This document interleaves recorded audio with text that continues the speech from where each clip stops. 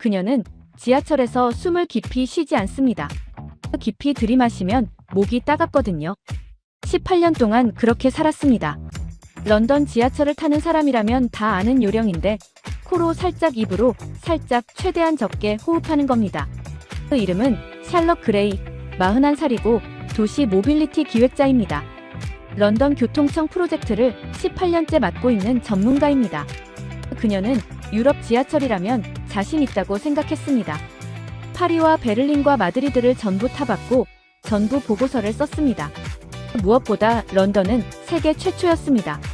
1863년 개통에 160년 역사. 원조는 원조입니다. 그녀는 그렇게 믿고 있었습니다. 어떤 나라의 지하철을 타기 전까지는요. 그 나라 지하철에서 그녀는 습관처럼 숨을 참았는데 이상했습니다. 목이 안 따갑더군요. 깊이 들이마셔도 괜찮았습니다. 그녀는 당황해서 코를 킁킁거려 봤는데 냄새가 없었습니다. 그날 밤 그녀는 호텔에서 검색창을 열었고 어떤 논문을 발견했습니다. 자기 나라 최고 대학이 쓴 논문이었는데 거기에 해결책이 적혀 있었습니다. 그 해결책은 런던 기술이 아니었습니다. 그녀가 방금 타고 온 그 나라 기술이었습니다. 코를 풀었더니 휴지가 까맣게 나왔습니다. 런던 지하철 18년 차의 일상입니다. 처음에는 기겁했는데 이제는 그냥 그러려니 합니다. 아침에 지하철 타고 출근하면 저녁에 코를 풀 때 휴지가 회색이거나 까맣고 흰 셔츠 깃도 하루 만에 거무튀튀해지며 목이 칼칼해서 물을 달고 삽니다. 런던 지하철을 타는 사람이라면 다 아는 얘기이고 우리는 그냥 이러고 삽니다. 2024년 11월 런던 빅토리아역 플랫폼 오전 8시 17분이었습니다. 전광판에 2분 지연이 떠 있었는데 저는 오히려 안심했습니다. 2분이면 양호한 편이거든요. 지난주에는 신호 문제로 14분을 기다렸고 그 전주에는 예정에 없던 열차 점검이라는 안내.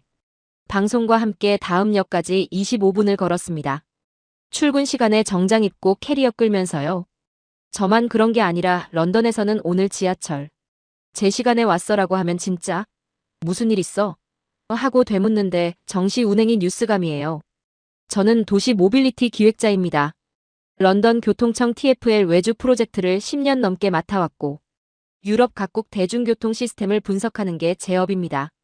파리 메트로와 베를린 유반과 마드리드 지하철을 전부 직접 타보고 보고서를 썼습니다. 그래서 저는 나름 자신이 있었고 지하철에 관해서라면 제가 좀 안다고 적어도 유럽에서는 전문가 소리 듣는다고 생각했습니다. 무엇보다 런던 지하철은 세계 최초입니다. 1863년에 개통해서 뉴욕보다 40년, 파리보다 37년, 도쿄보다 64년 먼저 달렸습니다. 원조는 원조입니다. 다른 나라들이 우리를 보고 배웠고 지하철이라는 개념 자체를 런던이 만들어냈습니다. 160년 역사. 멋있게 들리죠? 솔직히 말하면 160년 동안 제대로 안 고친 겁니다. 터널벽은 빅토리아 시대 벽돌 그대로고 환기 시스템은 1900년대 초반 설계입니다. 클래식이라고 포장하지만 냉정하게 보면 그냥 낡은 거예요. 저는 그걸 알면서도 인정하기 싫었습니다. 원조니까 역사니까. 그렇게 스스로를 설득했습니다. 열차가 들어오자 문이 열렸고 사람들이 밀려 들어갔습니다.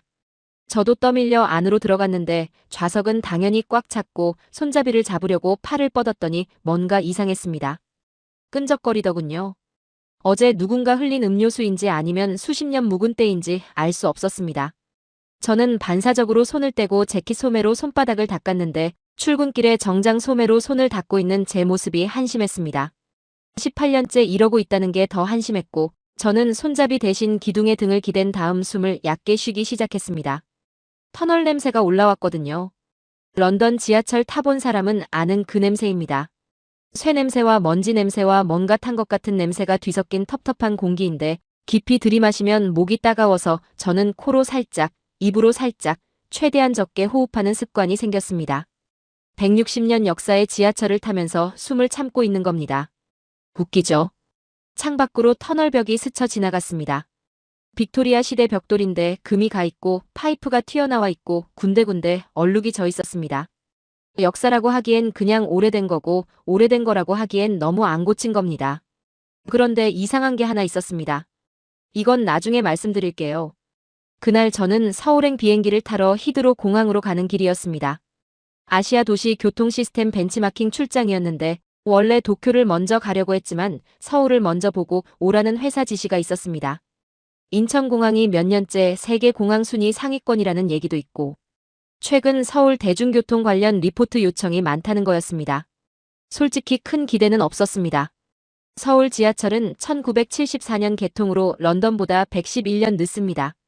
역사도 짧고 경험도 부족하고 신도시니까 인프라가 새 것이라 깨끗해 보이는 거겠지 하는 마음이었습니다. 160년 노하우를 50년이 따라올 수 있겠습니까? 저는 그렇게 확신했습니다. 히드로 익스프레스를 타고 공항에 도착한 다음 비행기에 올라 좌석에 앉아서 창밖을 바라봤습니다. 12시간 후면 서울입니다. 뭘 보게 될지, 뭘 배우게 될지.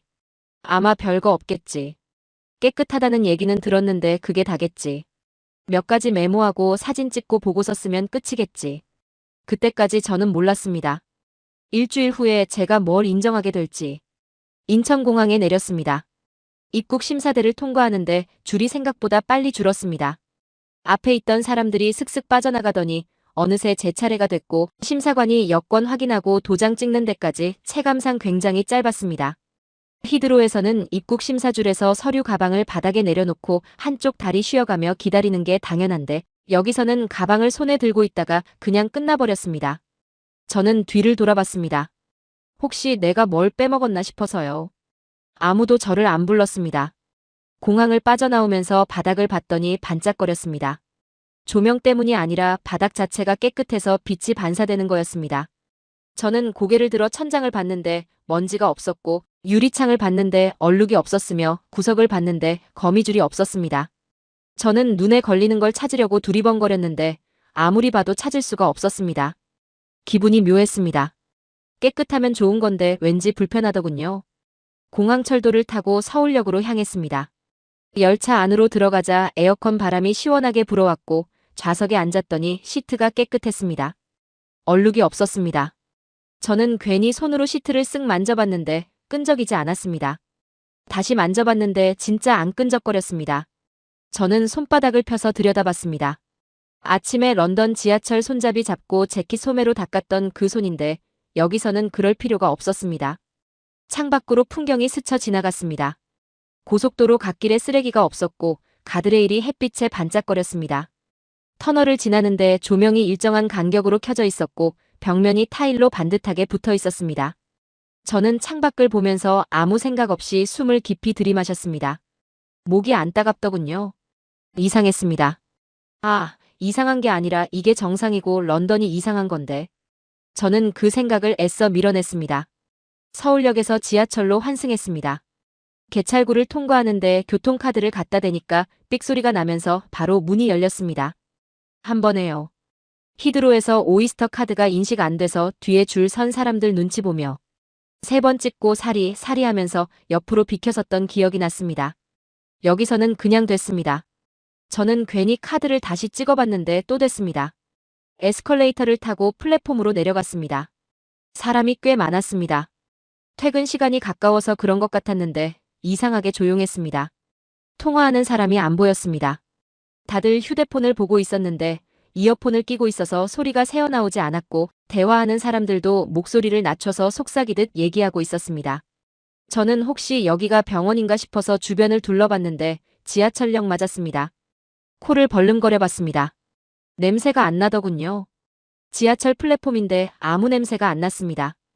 혹시 코가 막혔나 싶어서 다시 맡아봤는데 진짜 안 났습니다.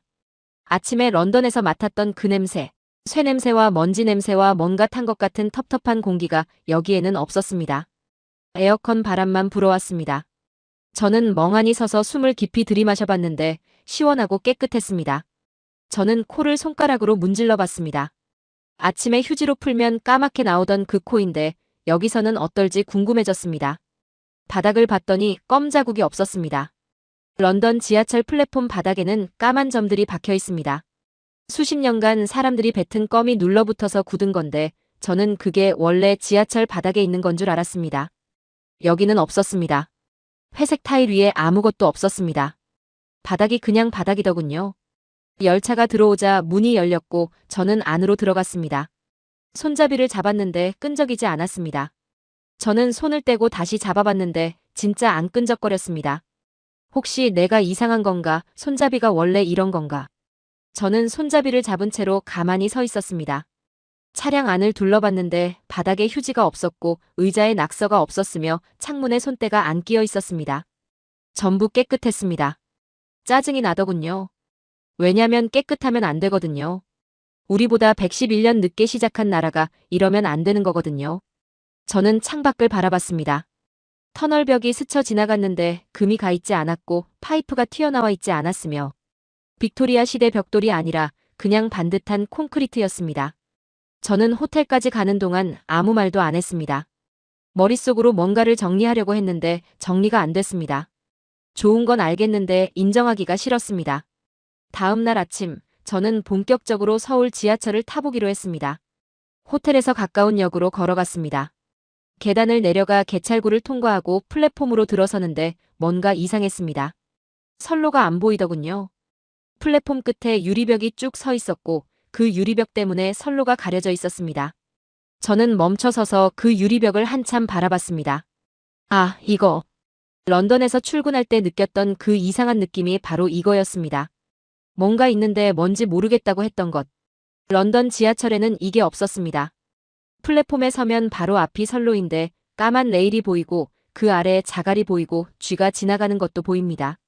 가끔 바람이 불면 레일 위에 먼지가 확 날아와서 눈에 들어가는데 저는 그게 당연한 건 줄 알았습니다. 저는 유리벽에 다가가서 밀어봤는데 안 열렸습니다. 손잡이를 찾아봤는데 없더군요. 저는 멍청하게 서서 유리벽을 이리저리 만져봤습니다. 옆에 있던 교복 입은 학생이 저를 쳐다봤는데 눈빛이 저 아저씨 뭐야 하는 것 같았습니다. 저는 아무렇지 않은 척 손을 뒤로 뺐습니다. 41살 교통 전문가가 문 여는 법을 모르고 서 있었고 유럽 대중교통 시스템을 분석하는 게 직업인 사람이 유리문 앞에서 쩔쩔매고 있었습니다. 열차가 들어온다는 안내방송이 나오자 저는 한 발짝 뒤로 물러섰습니다. 열차가 플랫폼으로 들어오더니 정확히 유리문 앞에 멈췄고 그러자 유리문이 스르륵 열렸습니다. 아, 열차가 와야 열리는 거구나. 저는 그제야 이해했습니다. 열차 문과 유리문이 동시에 열린 겁니다. 문이 두 개였습니다. 사람들이 두 개의 문 사이를 자연스럽게 지나 열차 안으로 들어갔고 저도 따라 들어갔습니다. 뒤를 돌아보니 유리문이 먼저 닫히고 그 다음에 열차 문이 닫혔습니다. 선로와 승객이 완전히 분리되어 있더군요. 런던에서는 선로 추락 사고가 매년 발생합니다. 술 취한 사람이 떨어지기도 하고 밀려서 떨어지기도 하고 스스로 뛰어내리는 사람도 있습니다. 작년에 몇 건이었는지 저는 정확히 압니다. 제가 그 보고서를 썼거든요. 사망사고가 나면 노선 전체가 마비되는데 출근 시간에 인신사고로 인해 운행이 지연되고 있습니다. 라는 안내. 방송이 나오면 승객들은 한숨 쉬면서 오늘 또 늦겠네 합니다. 그게 일상입니다. 그런데 그 보고서에 스크린도어 설치 권고는 안 썼습니다. 예산 문제라고 했습니다. 구조적으로 어렵다고 했습니다. 열차 종류가 너무 다양해서 문 위치가 안 맞는다고 했습니다. 저는 그 핑계들을 보고서에 정리했고 위에서는 고개를 끄덕였고 그렇게 넘어갔습니다. 여기는 그냥 했더군요. 저는 그날 하루 종일 지하철을 탔습니다. 3번 환승했는데 한 번도 길을 안 물었습니다. 이게 왜 대단하냐면 저는 런던에서 환승할 때마다 저기요, 이쪽 방향 맞아요? 이걸 입에 달고 삽니다. 피카딜리 라인에서 노던 라인으로 갈아탈 때 표지판 색깔이 바뀌고 화살표 방향이 헷갈려서 옆 사람한테 확인하는 게 습관입니다. 여기서는 입을 한 번도 안 열었습니다.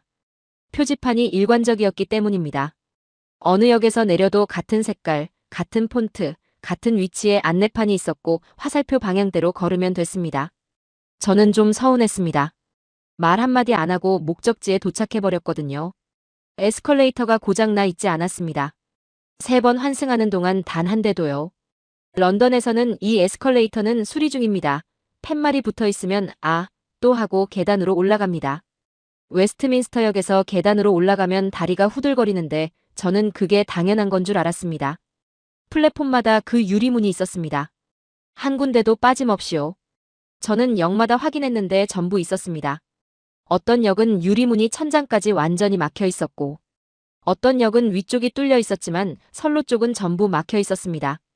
떨어질 수가 없는 구조더군요. 저는 홍대 입구역 플랫폼에 서서 유리문을 한참 바라봤습니다. 열차가 들어오고 있었습니다.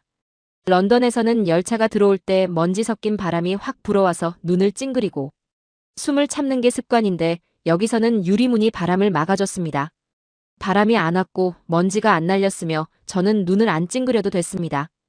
유리문에 손을 대봤더니 차가웠습니다. 제 얼굴이 비쳤습니다. 표정이 묘했습니다. 감탄하는 것도 아니고 화난 것도 아니고 뭔가 억울한 얼굴이었습니다. 우리는 왜 이걸 안 했을까? 아니, 왜 못한다고 했을까? 예산 문제, 구조적 한계. 저는 그 핑계를 직접 쓴 사람입니다. 여기는 그 핑계 없이 그냥 했습니다. 저는 손을 떼고 한 발짝 뒤로 물러섰습니다. 열차가 도착하자 유리문이 열렸고 저는 안으로 들어가면서 생각했습니다. 인정하기 싫은데 이건 좀 다른 것 같다고. 호텔로 돌아와서 샤워를 했습니다. 코를 풀고 휴지를 봤더니 하였습니다. 저는 휴지를 들고 한참을 바라봤습니다. 런던에서는 지하철 타고 돌아다닌 날이면 코를 풀 때 휴지가 회색이거나 까맣습니다. 그게 당연한 거였습니다. 오늘 저는 서울 지하철을 하루 종일 탔습니다. 3번 환승하고 수십 개 역을 지나다녔는데 휴지가 하였습니다. 저는 휴지를 버리고 다시 코를 풀어봤는데 또 하얗게 나왔습니다. 혹시 코가 막혀서 먼지가 안 들어간 건가 싶어서 코를 벌름거려 봤더니 잘 뚫려 있었습니다. 저는 화장실 거울 앞에서 혼자 코를 벌름거리고 있는 제 모습을 봤습니다. 41살 교통 전문가가 호텔 화장실에서 코를 벌름거리고 있었습니다. 뭐 하는 거지 나는. 침대에 누워서 휴대폰을 꺼냈습니다. 검색창에 런던 지하철 공기질이라고 쳤습니다. 사실 검색 안 해도 알고 있었습니다. 저는 이 분야 전문가니까요. 근데 오늘 서울 지하철을 타고 나니까 숫자를 직접 보고 싶어졌습니다. 검색 결과 첫 줄이 떴습니다. 런던 지하철 미세먼지 농도 지상의 30배. 휴대폰을 덮고 싶었는데 안 덮었습니다. 두 번째 줄에는 런던 지하철 공기 DNA 손상 4080배라고 적혀 있었습니다. 세 번째 줄은 보기 싫었는데 그래도 봤습니다. 런던 지하철 미세먼지 혈류까지 침투 가능한 초미세 입자 포함. 저는 휴대폰을 내려놓고 천장을 바라봤습니다. 알고 있었습니다. 진작에 알고 있었습니다. 런던 지하철 미세먼지의 주성분이 산화철이라는 것, 브레이크. 마모와 레일 마모와 바퀴 마모로 생긴 철가루가 터널 안에 쌓여 있다는 것, 환기가 안 돼서 빠져나가지 않고 열차가 지나갈 때마다 날아올라서 승객들이 그걸 마신다는 것까지 다 알고 있었습니다.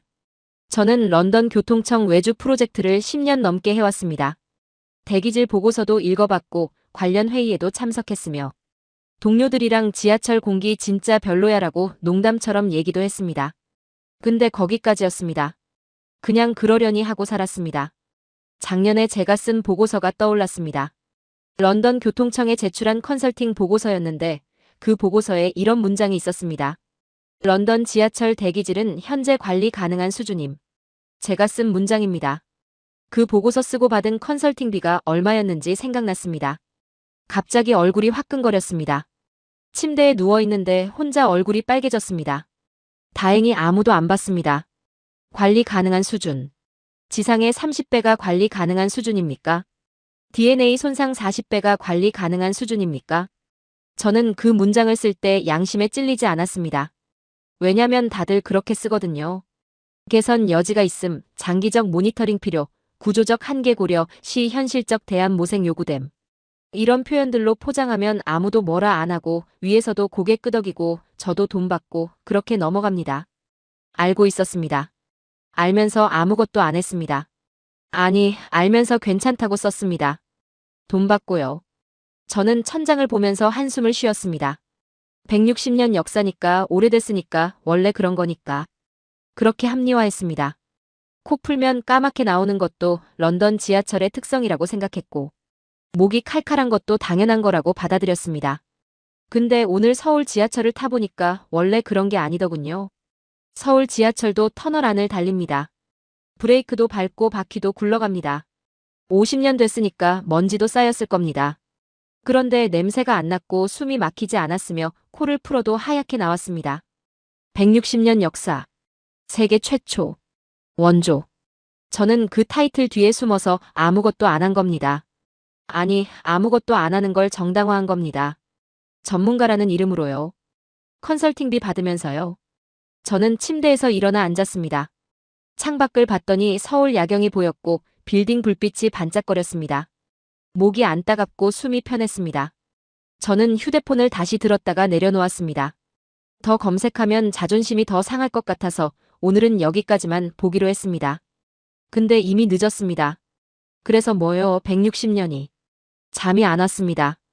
침대에 누워서 천장만 바라보다가 결국 다시 휴대폰을 들었습니다. 검색창에 런던 지하철 미세먼지 해결이라고 쳤습니다. 혹시 누가 방법을 찾았나 싶어서요. 160년 된 문제니까 누군가는 연구하고 있겠지 하는 마음이었습니다. 논문 하나가 눈에 들어왔습니다. 케임브리지 대학교 연구팀이 쓴 거였습니다. 저는 반가웠습니다. 케임브리지면 우리나라 최고 대학 중 하나인데 옥스퍼드랑 맨날 1등 다투는 그 대학이요.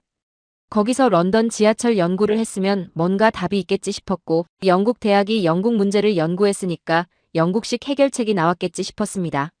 클릭했습니다. 런던 지하철 미세먼지의 성분과 건강 영향에 대한 내용이 앞부분에 나왔는데 거기까지는 제가 아는 내용이었습니다. 철가루, 산화철, 초미세 입자. 스크롤을 내렸습니다. 해결 방안이 나왔습니다. 자석 필터를 활용한 미세먼지 제거 방법이 효과적인 것으로 나타났다. 저는 고개를 끄덕였습니다. 철가루니까 자석으로 빨아들이는 거군요. 단순하고 좋네요. 영국 어디서 개발한 기술인가 궁금해서 계속 읽었습니다. 이 방식은 서울 지하철에서 시범 적용되었으며 PM2.5 입자의 46%를 제거하는 데 성공했다. 저는 눈을 비비고 다시 봤습니다. 서울이요? 케임브리지요. 옥스퍼드 아니고 케임브리지요. 우리나라 최고 대학이요. 뉴턴이 나온 대학이요. 그 대학이 런던 지하철 문제 해결하려고 연구했는데 답이 서울이라고요? 저는 웃음이 나왔습니다. 웃기지도 않은데 웃음이 나오더군요. 침대에 누워서 혼자 헛웃음을 치고 있었습니다. 논문을 다시 읽어봤는데 틀림없었습니다. 서울 지하철 터널에 설치된 자석 필터 시스템이었고 영국 연구팀이 그걸 연구하고 논문에 쓰고 이게 해결책이다라고 발표한 겁니다. 160년 역사를 가진 나라가 50년 역사를 가진 나라한테 배우라는 소리였습니다. 저는 휴대폰을 침대 위에 던지고 천장을 바라봤습니다. 웃음이 멈추지 않았는데 웃긴 게 아니라 어이가 없어서 나오는 웃음이었습니다. 자존심이 상했습니다. 근데 상하면 안 되는 거였습니다. 팩트니까요. 케임브리지가 인정한 팩트니까요. 저는 다시 휴대폰을 들었습니다. 이왕 자존심 상한 김에 끝까지 가보기로 했습니다. 도대체 얼마나 차이 나는지 직접 확인하고 싶었습니다.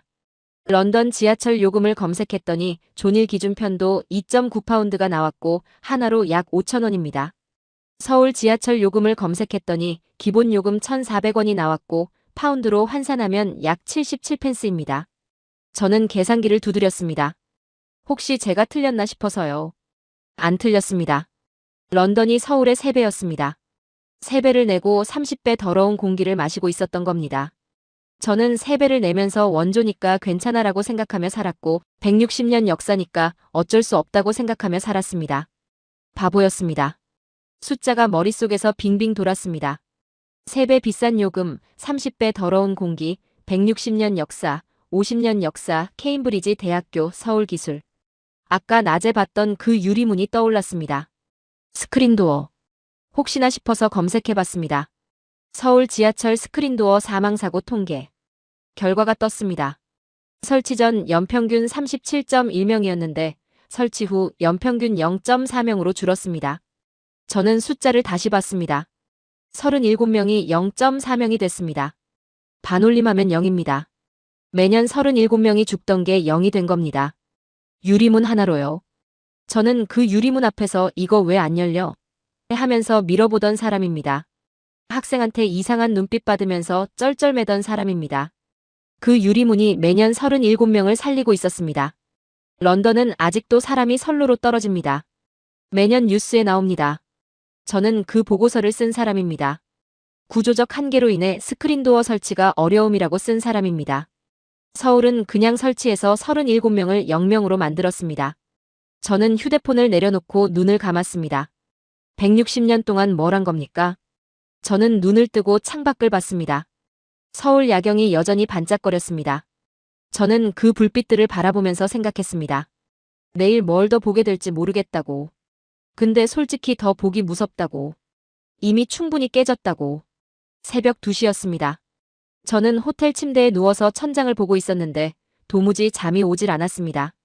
옆에 노트북이 열려 있었고 아까 그 논문 페이지가 그대로 떠 있었습니다. 저는 몸을 일으켜서 다시 화면을 봤습니다. 읽었던 문장을 또 읽었는데 세 번째 읽는 건데도 달라지는 건 없었습니다. 휴대폰을 집어들었습니다. 런던에 있는 동료 제임스한테 메시지를 보내려고 했습니다. 너 이거 봤어? 라고 쓰려다가 멈췄습니다. 뭐라고 설명해야 할지 모르겠더군요. 케임브리지 대학교가 서울 지하철 기술을 해결책으로 인용했어라고 쓰면 제임스가 뭐라고 할지 뻔했습니다. 그래서 아니면 신도시니까 유리한 거지. 저도 며칠 전까지 그렇게 말했을 겁니다. 메시지를 지웠습니다. 침대에서 일어나 창가로 갔습니다. 서울 야경이 내려다 보였는데 저는 그게 눈에 안 들어왔습니다. 머릿속에서 계속 다른 게 떠올랐습니다. 오늘 낮에 탔던 2호선 객차 안의 그 조용함, 그 깨끗한 바닥, 아까 그 유리문, 문이 닫히고 열리는 그 정확한 타이밍. 그러다가 피카딜리 라인이 떠올랐습니다. 여름에 에어컨도 없이 40도까지 올라가는 객차 창문을 열면 들어오는 뜨거운 바람, 그 바람에 섞인 철가루. 저는 그걸 15년 넘게 타면서 어쩔 수 없지라고 생각했습니다. 터널이 좁아서 에어컨을 달 수가 없다고, 그게 빅토리아 시대에 만들어진 구조라서 어쩔 수 없다고, 역사적 건물이라 함부로 손댈 수 없다고. 근데 그게 진짜 이유였을까요? 저는 창밖을 보면서 생각했습니다.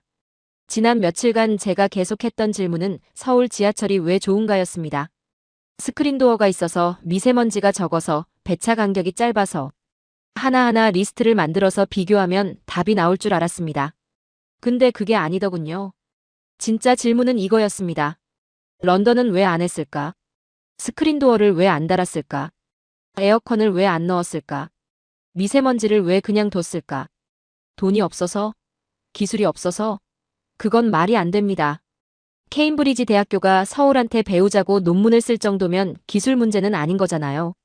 저는 휴대폰을 다시 들었습니다. 제임스한테 보내려던 메시지 대신 저한테 메모를 남겼습니다. 질문이 틀렸다. 그리고 휴대폰을 내려놓았습니다.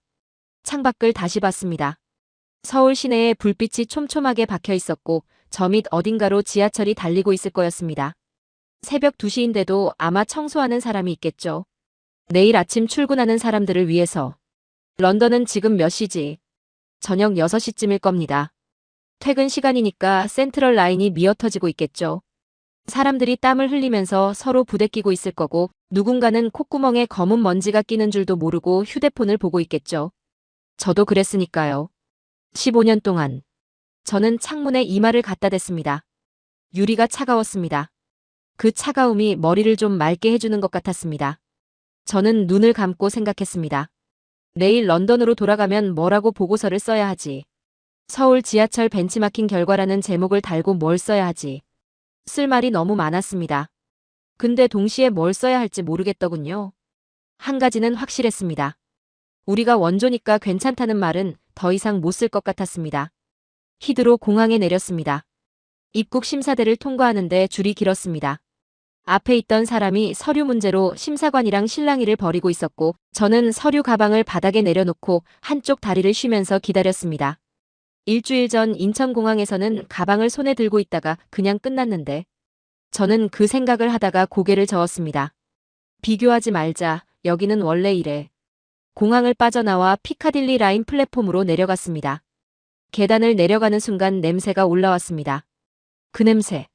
쇠 냄새와 먼지 냄새와 뭔가 탄 것 같은 텁텁한 공기. 일주일 만에 다시 맞는 건데 예전보다 더 진하게 느껴졌습니다. 아니, 진해진 게 아니라 제가 달라진 거였습니다. 일주일 동안 냄새 없는 공기를 마시다 보니까 코가 예민해진 것 같았습니다. 플랫폼에 서서 선로를 봤습니다. 그냥 선로였습니다. 유리문이 없었습니다. 까만 레일이 보였고 그 아래에 자갈이 보였고 쥐가 지나가는 것도 보였습니다. 일주일 전까지는 이게 당연한 거였습니다. 지하철 플랫폼은 원래 이렇게 생긴 거였습니다. 근데 지금은 뭔가 허전하더군요. 저도 모르게 선로 쪽을 막아주는 뭔가를 찾고 있었는데 없었습니다. 열차가 들어왔습니다. 먼지 섞인 바람이 확 불어오자 저는 반사적으로 눈을 찡그렸습니다. 서울에서는 안 그랬는데. 유리문이 바람을 막아줬는데. 저는 눈을 비비면서 열차에 올랐습니다. 객차 안으로 들어가서 손잡이를 잡았는데 끈적거렸습니다. 저는 손을 떼고 재킷 소매로 손바닥을 닦았습니다. 일주일 전에도 이랬습니다. 출근길에 정장 소매로 손을 닦았습니다. 그때는 그냥 그러려니 했는데 지금은 달랐습니다. 서울 지하철 손잡이가 떠올랐습니다. 안 끈적거렸습니다. 다시 잡아봐도 안 끈적거렸습니다. 저는 혹시 내가 이상한 건가 싶어서 2번이나 확인했었습니다. 여기는 확인 안 해도 됩니다. 원래 끈적거리니까요. 좌석에 앉아서 시트를 손으로 만져봤습니다. 습관처럼요. 서울에서 그랬던 것처럼요. 뭔가 묻어나왔습니다. 뭔지는 모르겠습니다. 저는 손가락을 바지에 문질러 닦았습니다. 창밖으로 터널벽이 스쳐 지나갔습니다.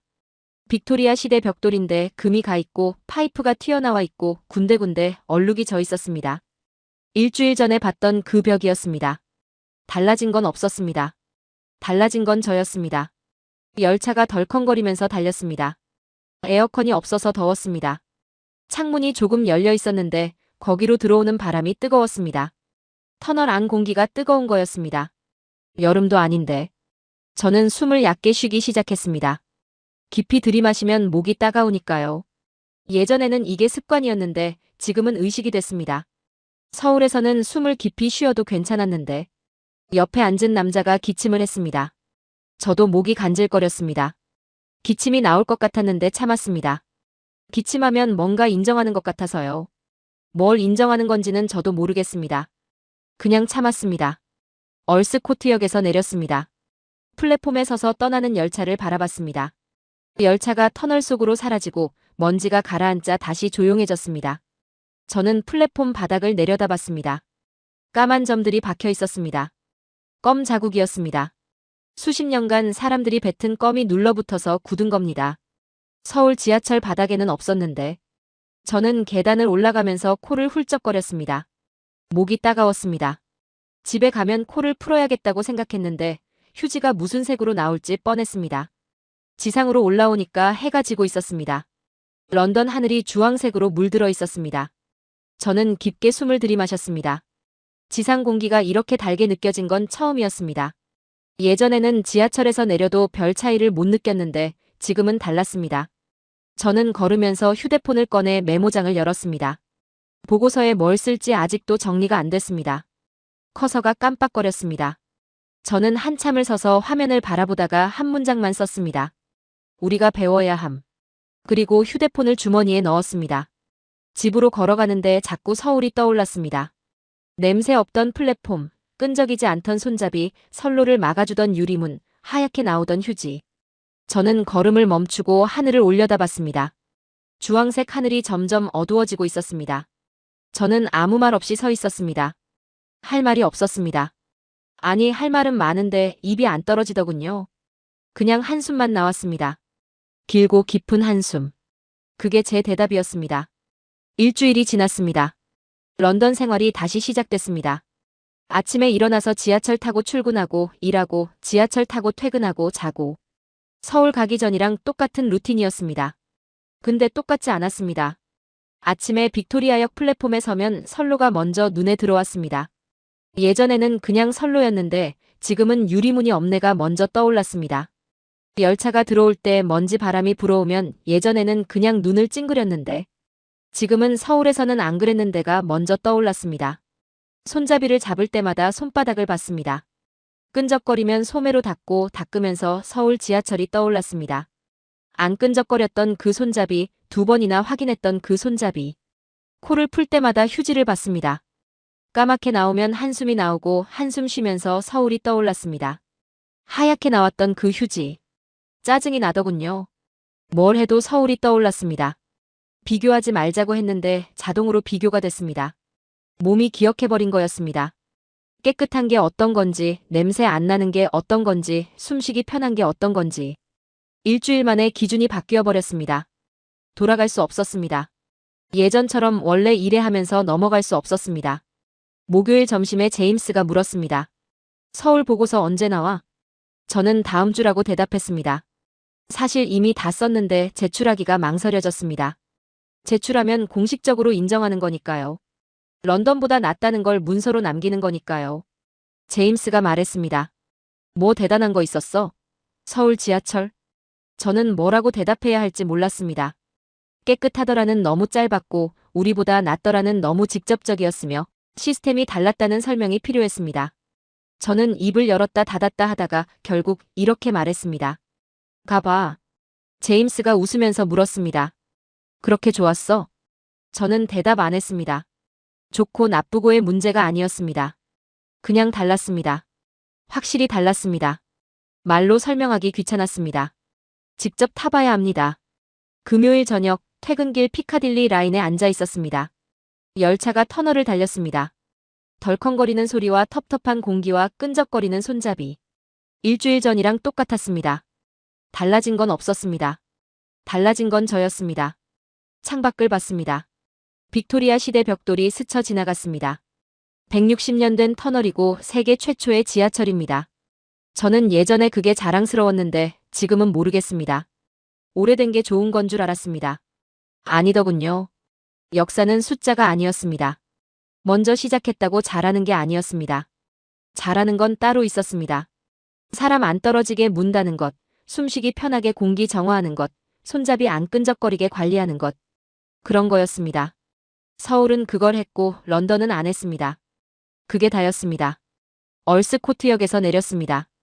계단을 올라가면서 생각했습니다. 다음에 누가 물어보면 뭐라고 하지? 런던 지하철이 세계 최고죠? 하고 물어보면 저는 이렇게 말할 것 같습니다. 서울 가보셨어요? 160년. 세계 최초라는 타이틀. 그게 자랑인 줄 알았는데 아니더군요. 50년 된 나라가 사람 안 죽는 시스템을 만들 때 160년 된 나라는 원조니까 괜찮다고 말하고 있었습니다.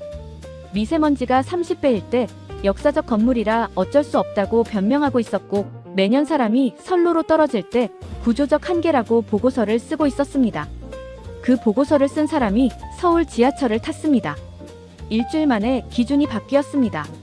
오래된 게 좋은 게 아니었고 먼저 시작했다고 잘하는 게 아니었습니다. 역사는 숫자가 아니었습니다. 여러분은 어떻게 생각하시나요?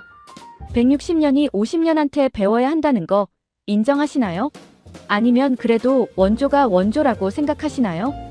댓글로 알려주세요. 다음 영상에서는 또 다른 외국인의 이야기를 들고 오겠습니다.